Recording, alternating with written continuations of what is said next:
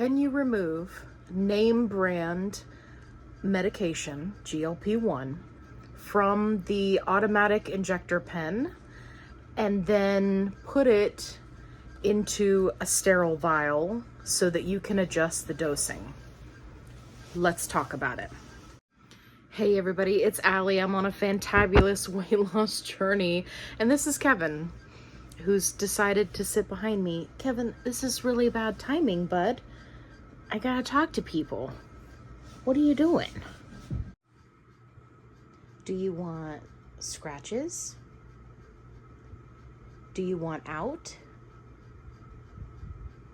Do you want a chew? Yes? You want to chew?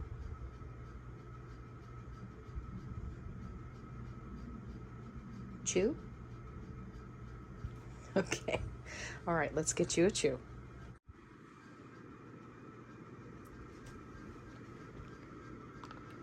Good boy. Okay, now let's talk.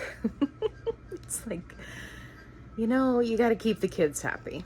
So this is a tricky subject, and before you go any further in this video, please know that I am not going to be showing you how to do this because technically speaking, it's not safe.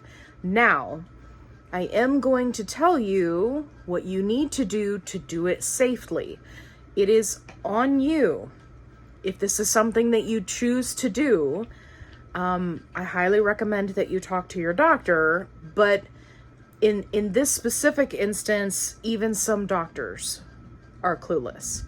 So if there's one thing that I can stress to you, it's please do your research. No amount of cost savings from doing this is going to negate if you get a bacterial infection or worse. So please take it seriously, do your research, and take it from there. This gets asked all the time in the support groups. Can I take name branded GLP-1, for example, Mounjaro Zepbound, remove it from the pen, right, the auto injector pen, so that I can change the dosing? Usually it's people that are paying out of pocket, that are looking to buy the highest dose, right, and then adjust the dosing from that dose. And this, any nurse will tell you that this can get very complicated very quickly. So it's not just that simple. It's not you just suck it out of the pen or inject into a sterile vial and then you're good to go. So as I just said, it's sterile in the pen. Once you inject it, right, or if you decide that you're going to take the pen apart, it's no longer sterile. So even if you're putting it into a sterile vial, the medication itself is no longer sterile, right, in order for you to get it out of there. So there's that. Also, you need to mix the solution with what's called BAC, or backwater, which is a sanitizing agent. There's a lot more details to it. There's a lot more that goes into it. You have to sanitize your station. If this is something that you absolutely have to do, there are YouTube videos on it. There are people who don't show their face for legal reasons who have videos that show you how to do this. I am simply telling you that if you decide to go this route, it is not as simple as, let me just push the button on this injector pen into a sterile vial and everything will be fine and I'll just dose it out. It doesn't work that way. So please be careful.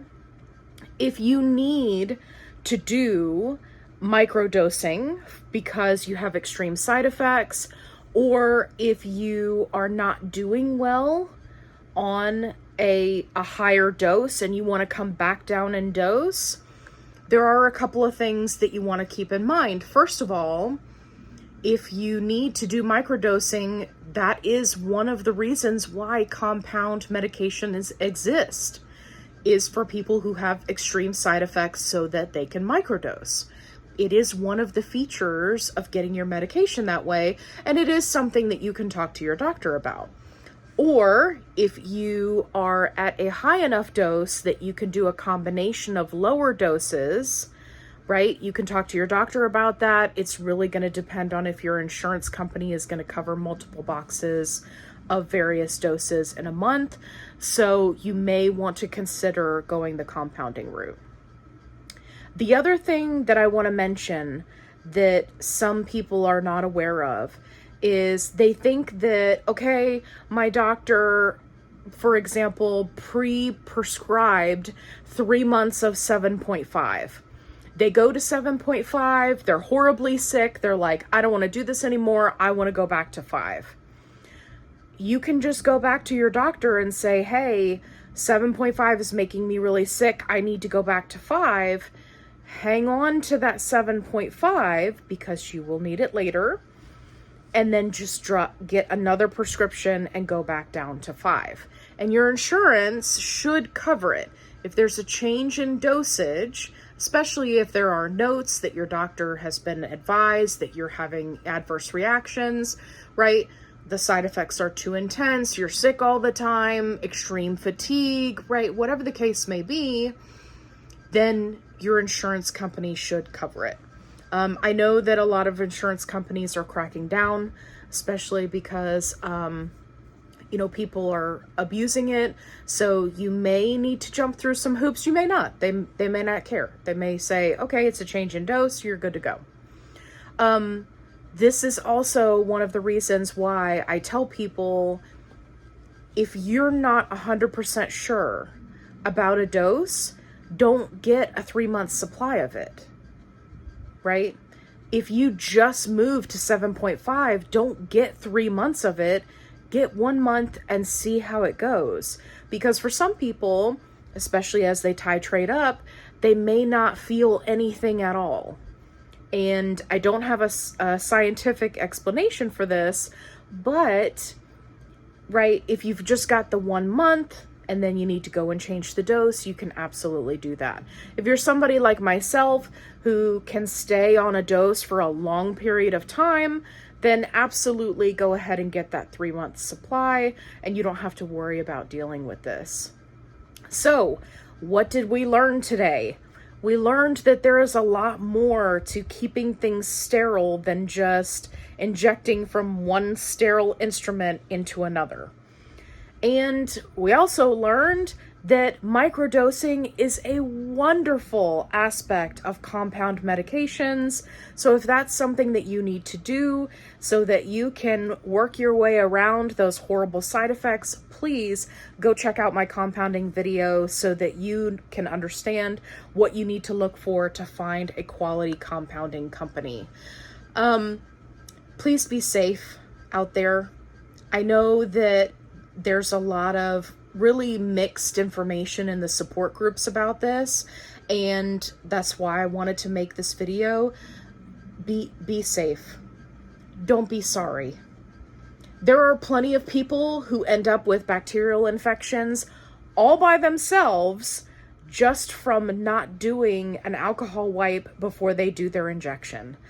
If you want to start actually messing around with the medication, you take it up to another level. So do your research, make sure that you're doing it correctly, and talk to your doctor. If you just need to drop down in dose, I'm sure that they would much rather you do that than try to finagle something, right, and pull it out of the pen and go through all of that hassle. Just hang on to it, get a new prescription, and take it from there.